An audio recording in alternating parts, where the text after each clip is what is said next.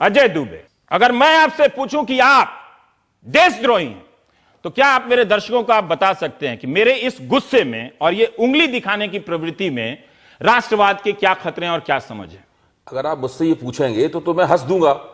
क्यों आप हंस देंगे? मैं हंस दूंगा क्योंकि भारत का जो राष्ट्रवाद है वो नहीं है जो कि जो जर्मनी में था, जहां पे यहूदियों को भट्टी में झोंक दिया गया था।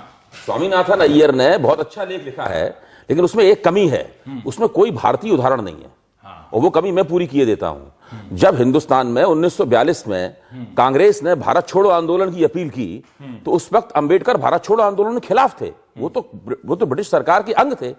राष्ट्रीय स्वयंसेवक संघ ने आधिकारिक रूप से भारत छोड़ो आंदोलन में भाग लेने से इनकार कर दिया था। सावरकर भारत छोड़ो आंदोलन के खिलाफ थे। कम्युनिस्ट पार्टी भी भारत छोड़ो आंदोलन के खिलाफ थी। लेकिन क्या गांधी जी ने उस वक्त, जबकि भारतीय राष्ट्रवाद की अभिव्यक्ति, राजनीतिक अभिव्यक्ति अपने चरम पे थी और भारतीय आजादी के लिए संघर्ष हो रहा था, इनमें से किसी को देश का गद्दार कहा? इसमें किसी को राष्ट्र विरोधी कहा? किसी की देशभक्ति के ऊपर कोई शंका की? गांधी जी ने ऐसा नहीं किया। ये सब लोग स्थायी रूप से कांग्रेस के कांग्रेस, मैं ये कहता हूं गांधी जी इतने बड़े नेता उस वक्त भी थे, और मैं तो कहता हूं अपने देहांत के बाद आज भी इतने बड़े नेता हैं, सब लोग उनकी नाम की संबई भरते हैं। अगर गांधी जी ने इनमें से किसी को राष्ट्रवाद विरोधी कह दिया होता, किसी को गद्दार कह दिया होता, तो आज तक उस बिल्ले से पिंड छुड़ाने की वो कोशिश कर रहे होते और नाकाम हो रहे होते। आरएसएस कितना भी हिंदू हिंदू कहता रहता, लेकिन गांधी जी द्वारा लगाए गए उस आरोप से बचना और उससे अपने आप की हिफाजत करना उसके लिए बहुत मुश्किल हो जाता। अब मैं एक दूसरा उदाहरण देता हूं। जब हिंदुस्तान आजाद हुआ, बहुत छोटे, हिंदुस्तान आजाद हुआ, तो उधर तो जवाहरलाल नेहरू भाग्य के साथ मुलाकात का भाषण दे रहे थे आधी रात को, और इधर हिंदुस्तान के कई हिस्सों में समाजवादी और दूसरी विचारधारा के लोग नारे लगा के जुलूस निकाल रहे थे कि यह आजादी झूठी है। उनको भी कभी राष्ट्रवाद विरोधी नहीं कहा गया, उनको भी भारत की आजादी का विरोधी नहीं कहा गया। तो भारतीय राष्ट्रवाद इस तरीके से बना है। इसका उदाहरण लोग नहीं दिया। देखिए ये है पूरा परिप्रेक्ष्य जिसमें हमें भारतीय राष्ट्रवाद को देखना चाहिए। एक ही बार में झंझना गया कपार, मतलब कैसे लोग एंकर लोग करता है। लेकिन फिर भी अगर मैं पूछूं, Rakesh Sinha, you are the one who is the real, क्या बोलते हैं उसको, देशद्रोही। देखिए, मैं इस पूरे बहस को यह मानता हूं। नहीं, इस क्रोध की प्रक्रिया पे भी आप टिप्पणी कीजिए। इस पे अभय जी भी नहीं किया। ये जो अगर हम निशानदेही और क्रोध, मतलब आप जवाब जरूर दीजिए, उस पे भी टिप्पणी कीजिए। देखिए, मैं जब आप कहेंगे आप देशद्रोही हैं, तो और चीख के उंगली दिखा के 500 लोगों को ले आके कहूं तो मैं यही कहूंगा कि आप उसकी जो सजा देना चाहते दे दीजिए। ठीक है। तो पहले एक पंक्ति में मैं कहूं कि भारत का राष्ट्रवाद और पश्चिम में जो राष्ट्रवाद का डिबेट है, उसमें एक बुनियादी अंतर है। और आज भी नहीं, वो उसको मैं एक ही लाइन में समझ कहूंगा। पश्चिम के अधिकांश चिंतक कहते हैं कि राष्ट्रवाद ने राष्ट्र बनाया, चूंकि वहां भाषा के आधार पर राष्ट्र बना। ऐसा? हाँ, अधिकांश चिंतक यही मानते हैं कि राष्ट्रवाद ने राष्ट्र बनाया, जो लेटेस्ट राष्ट्र बनाने के लिए राष्ट्रवाद की विचारधारा का इस्तेमाल हुआ। ग्लेनर हैं जो लेटेस्ट, उन्होंने राष्ट्रवाद की किताब लिखी। उनकी किताब 24 भाषा में 1,60,000 किताबें बिकी। ठीक है। उन्होंने कहा कि राष्ट्रवाद एक प्रोडक्ट है, और राष्ट्रवाद ने राष्ट्र को बना, राष्ट्र ने राष्ट्रवाद से राष्ट्र बना, जैसे भाषा के आधार पर राष्ट्र बना। द्वितीय विश्व युद्ध के बाद राष्ट्र बने। भारत की स्थिति डिफरेंट है। भारत में है कि राष्ट्र से राष्ट्रवाद आया। उसका मैं एक पंक्ति में कहता हूं, वो क्या है कि इन्हें ये कहा कि भारत में राष्ट्रवाद का एक साधारण मतलब यह है कि आप अपनी जन्मभूमि, जो आपकी जन्मभूमि है, उसके प्रति आप एक इमोशनल एफिलिएशन। अगर आप टैगोर क्या कहते हैं, टैगोर राष्ट्रवाद को कहते हैं ये मैकेनिकल है, ये सिर्फ इकोनॉमिक आधार पर लोग इकट्ठा होते हैं, पॉलिटिकल आधार पर। उन्होंने कहा इसकी जगह क्या होना चाहिए, एक दूसरे समाज का नाम लिया, स्वदेशी समाज सुविस्थापित किया, जिसमें भावना होती है, इमोशंस होता है। जो स्वदेशी समाज की बात टैगोर कर रहे हैं, वास्तव में राष्ट्रवाद उसी को भारतीय राष्ट्रवाद रिफ्लेक्ट करता है, जिससे इमोशंस होता है एक दूसरे के प्रति, और पूरा अर्थ अपना है।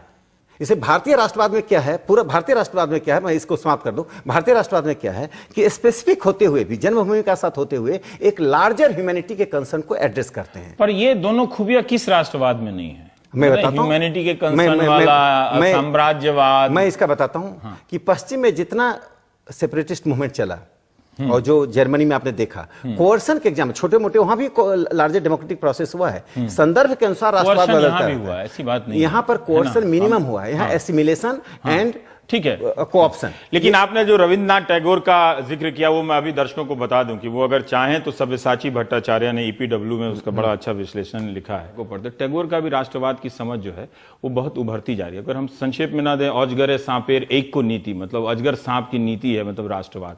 आज टैगोर होते तो लोग पता नहीं क्या करते, उनकी दाढ़ी नोच लेते कि क्या करते। मेरा कहना है कि आप बंगाल क्यों जा रहे हैं? हम लोग तो हिंदी के क्षेत्र के व्यक्ति हैं, हिंदी का चैनल चला रहे हैं। प्रेमचंद ने राष्ट्रवाद के बारे में क्या कहा था? क्या कहते? प्रेमचंद ने कहा था कि राष्ट्रवाद आज के जमाने का कोड है। तोड़ी जा सके नहीं, प्रेमचंद ने कहा था कि राष्ट्रवाद आज के जमाने का कोड है। प्रेमचंद ने कहा था।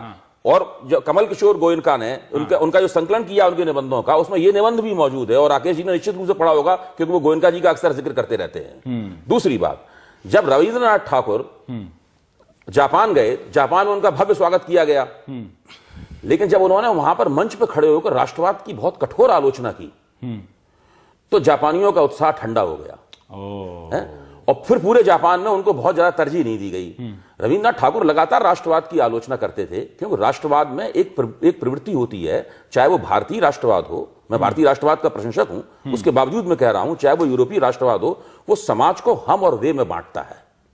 कहीं भी हर जगह हमेशा हम और वे में बांटता है। जैसे कि सावरकर, वीर सावरकर, जिनकी मैं बड़ी इज्जत करता हूं, उन्होंने राष्ट्रवाद को पुण्य भूमि और जन्मभूमि की अवधारणाओं में बांट दिया।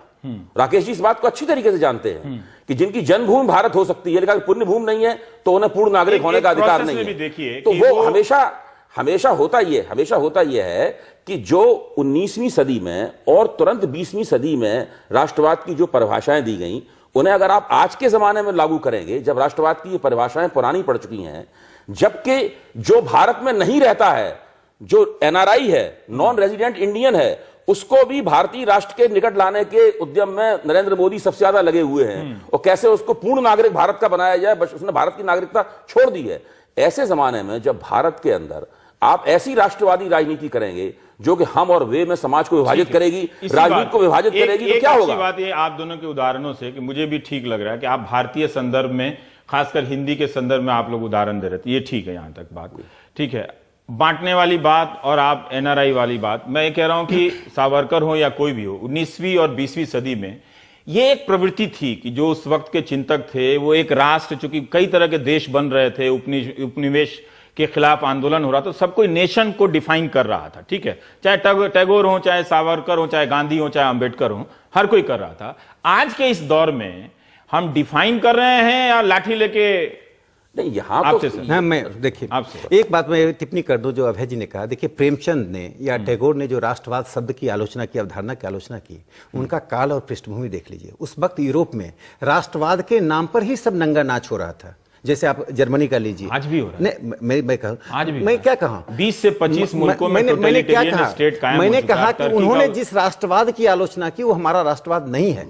शब्द वही है, नेशनलिज्म शब्द वही है, चूंकि यूरोप से आया है। राकेश जी, ये आपने अच्छी तरह से रेखांकित किया, लेकिन क्या आप ये देख नहीं पा रहे हैं कि हमारे राष्ट्रवाद में भी उसी तरह की कमजोरियां हैं जो यूरोपियन राष्ट्रवाद में रही हैं, उसी तरह के खतरे हैं जो जर्मनी में रहे हैं? उस खतरे का जवाब आप ये बताइए कि जो लाठी लेके और झंडा लेके जो खड़े रहे, ये जर्मनी में नहीं हुआ? मैं कह रहा हूं कि हर विरोधी को कम्युनिस्ट बताना जर्मनी में नहीं हुआ। आप तो पढ़े हैं, मैं कह रहा हूं कि देखिए, मैं कह रहा हूं जो आपने मैं आपका एक अभिनंदन इसलिए करता हूं कि आप अकेले टीवी चैनल है, मैंने और टीवी चैनल मैं चिल्लाने वाला हूं? नहीं, आपने अपने इंट्रोडक्शन में आपने अपने introduction, Rakesh Sinha, you are the one, आपने अपने इंट्रोडक्शन में सुजीत की बर्बर हत्या की बात रखी। मैं यही बात कहना चाहता हूं कि भारतीय राष्ट्रवाद का जो विमर्श हो रहा था, उस विमर्श को एक पक्षीय और यूरोप केंद्रित बनाने का जवाहरलाल नेहरू विश्वविद्यालय के शिक्षकों ने किया। यही कारण है कि हमारे जैसे लोगों को नहीं पढ़ा रहे हैं। इतनी शिकायत है कि वहां राकेश सिन्हा क्यों नहीं है? और क्यों नहीं है? एक तरह उसको उसमें दो बातें मैं दो बातें जोड़ दी।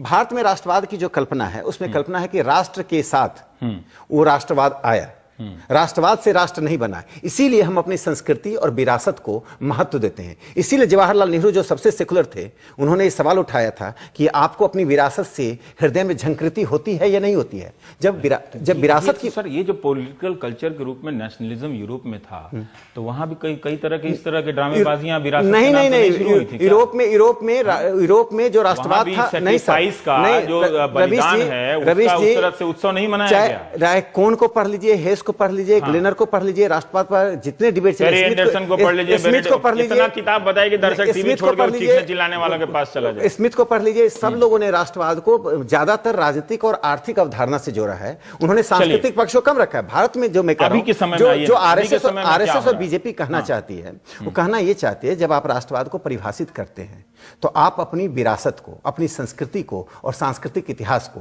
उपेक्षित